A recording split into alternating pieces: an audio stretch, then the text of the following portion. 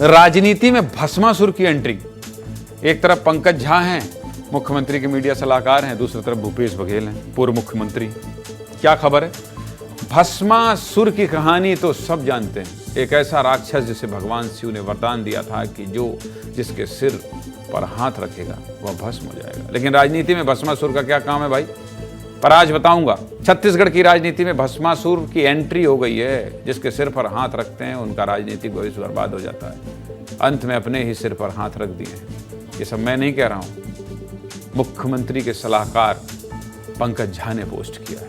चलिए पूरी खबर बता देता हूं। सबसे पहले मुख्यमंत्री के सलाहकार पंकज झा का एक्स पर पोस्ट दिखा देता हूं। पंकज झा साहब लिख रहे हैं, बीजेपी एक लोकतांत्रिक दल है, यहां विचार विमर्श का स्थान है। 2.5 साल चलने वाले आपके ढाई चाल है, माफ कीजिएगा, ऐसा लिखा हुआ है कि मुझे माफी मांगते हो, 2.5 साल से 2.5 चाल में आना पड़ा।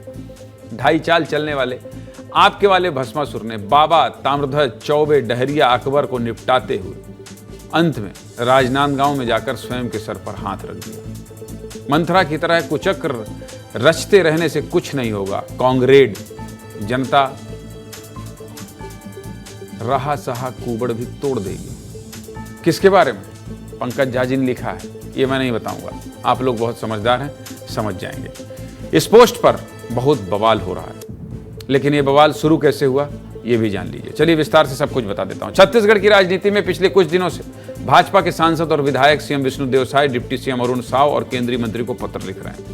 दुर्ग सांसद विजय बघेल ने सीएम विष्णुदेव साय को पत्र लिखा है। कर्मचारियों की डी बढ़ाने के लिए, मतलब महंगाई भत्ता बढ़ा दी जाए। विजय बघेल के बाद बात रायपुर की करते हैं। रायपुर सांसद बृजमोहन अग्रवाल ने सीमेंट के दाम कम करने के लिए केंद्रीय मंत्री निर्मला सीतारमण और सीएम विष्णुदेव साय को पत्र लिखा है। रायपुर उत्तर से बीजेपी विधायक पुरंदर मिश्रा ने डिप्टी सीएम अरुण साव को नगरीय निकायों में सीसीटीवी लगाने की उन्होंने मांग की है। इन 3 पत्रों की सियासी गलियारों में चर्चा हो रही है। कांग्रेस इसे बीजेपी के आंतरिक गुटबाजी से जोड़कर बीजेपी को घेर रही है और तो और कांग्रेस सरकार के गिरने का दावा भी कर रही है। सुना दीजिए भाई कांग्रेस वाले क्या कह रहे हैं।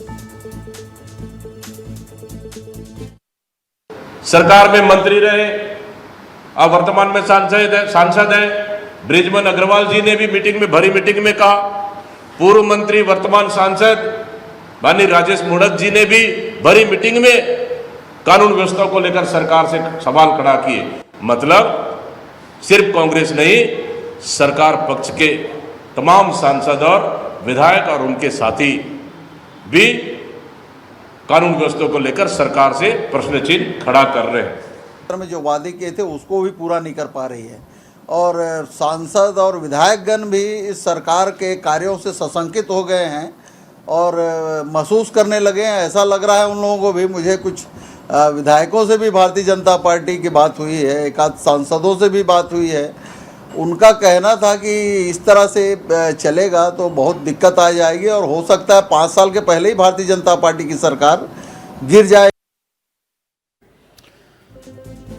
इसी राजनीति पर पंकज झा ने भस्मासुर वाली थ्योरी समझा दिया है। लेकिन सबसे बड़ा सवाल ये है कि क्या सत्ताधारी दल के सांसद और विधायक जनता के मुद्दों को नहीं उठा सकते, या सच में बीजेपी में कुछ गड़बड़ है? इस पर बीजेपी के बड़े नेता क्या कह रहे हैं, सुना दीजिए भाई।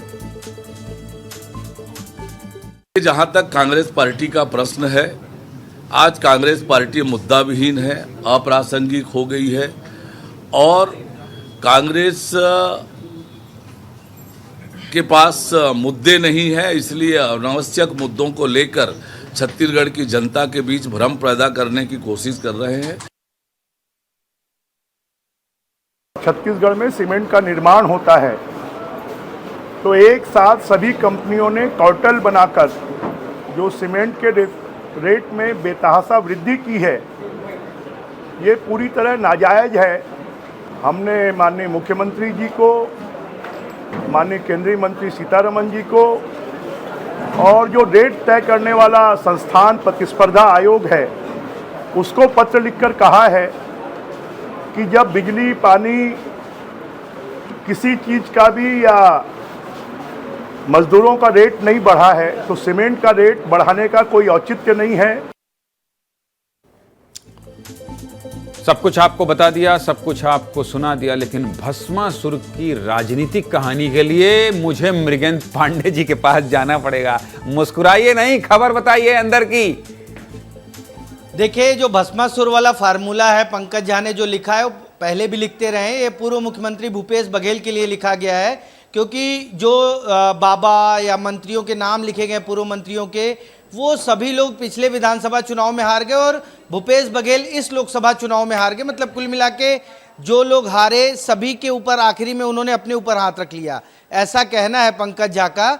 और इस तरह के जो पत्र आ रहे हैं उनका भी ये पंकज झा का ये कहना है कि ये पत्र तो आंतरिक है, पॉलिटिकल पार्टीज में बातचीत संवाद होते रहते हैं, लेकिन कांग्रेस में जो लोग हैं वो भस्मासुर की तरह है, वो अपनी सरकार को गिरा देते हैं, अपने नेताओं को हरा देते हैं। भैया टाइम हो खुद भी गया। हार जाते अरे हैं। यार, आप बनारसी आदमी हैं, आपसे बात करने लगते हैं तो आप बहुत फिर लंबा खींच देते हैं, लेकिन कोई बात नहीं, लंबा खींचने और सुनने के लिए ही आपको जोड़ता हूं। आप खींचते रहिए, मेरी बात बिल्कुल मत मानिएगा। बहुत शुक्रिया आपका।